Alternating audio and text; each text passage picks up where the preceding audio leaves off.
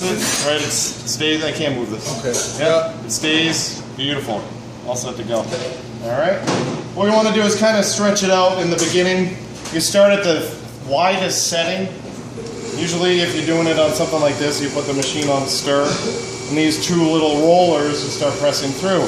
I can make the rollers get closer together based on the dial that I move it to. The dial's right here. You start at 1, and that's the widest. Okay. So from there, then, I like to get it about as wide as the machine. Some people do multiple layers on the pasta. I like to just do one. Keep the pasta dry. It's okay to do a lot of flour on the outside. This is your friend right now. Okay, you don't want it to stick in the machine or anywhere else. It's a big pain in the butt. Okay? And this is semolina that we're using. Yes, semolina flour. So we're going to send that right on through. It's going to catch in. And we're going to get our basic sheet. Now this is way too thick. And also think about what we're applying it to. This ravioli. So I'm not only am I'm going to be doubling up on the layers of pasta that I have, so I really want to get this super thin. It should be paper thin coming out of there. You can speed things up. Just be careful. Alright, now in between, this feels a little sticky, so lay it on out. Alright, semolina over the top. Again, it's your best friend. Don't be afraid of making a mess. That's why we have our bench scraper. We'll put whatever we have excess into a bowl, and you got to go quick with it. Now notice you can't just grab it with your hand and lift it up, because this is going to get really fragile. So fold it over your hand, all right, and that way it's just laying. There's not a lot of pressure and it's not stretching, okay? This isn't so important now, but it's going to be once we get down to about our thinnest setting, okay? What setting did you start with? The widest one. On this one, it's 1, but that depends on the pasta machine. You start on the widest one. I'm going to 2 now, and then I'm going to skip a number every single time, just because I'm impatient. Not a lot of people do that. Some people will run it twice through on the same setting just to make sure that they're, accurate with how wide it is. If it feels a little sticky, once again, see how much longer it is. All right, flip that over. A little more semolina. Keep that dry. That's the key. Okay, keep it dry. If you're having trouble with it, feel free to fold it. You can fold it a couple times if it's getting way too long, and we keep feeding it out just like that. Now I'm going to skip a set and go to 4 because I'm very impatient.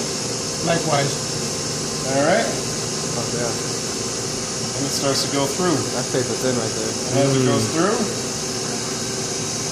keep stretching it out. I can see Samantha through it. Yeah, pretty much. I can see you through it. The great thing about this dough is it's really, really sturdy. Because we kneaded it through and all that good stuff, right? It's not breaking. This is almost see-through, and yet this is quite sturdy here as well.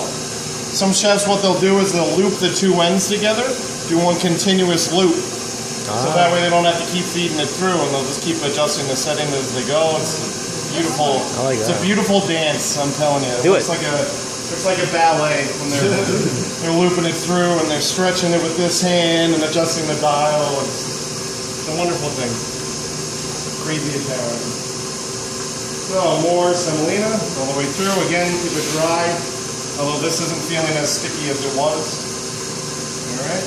Things like that. What we have in here is the duck confit from yesterday. Wow. We have a little bit of Gruyère's cheese, an egg, and the confit garlic all pressed together in here. The eggs just used as a binder. Oh. We can make these really large. We can make them small. What do you guys think? Small? Small? Medium, Go big. Go big. Let's go big. Go big. 1 tablespoon. There's not a lot of duck. Yeah, but you know what? We have enough for everybody to get 1 big ravioli. I think we're all set. Yeah, good stuff. I think we're good. I'm missing. You don't need no cutter. Right in there. You don't necessarily need a cutter because I got my box, my bench scraper. How you turn this off? You can let that ride, but I can turn it off if you want. Like here. We can hear, yeah. Right next to that. That's all good. Press it flat. Are you gonna make it pretty on the outside? Now, if we did colored doughs, we could make strips and this and that, but you know what? We're going to mess with that a little later on. First step is just learning how to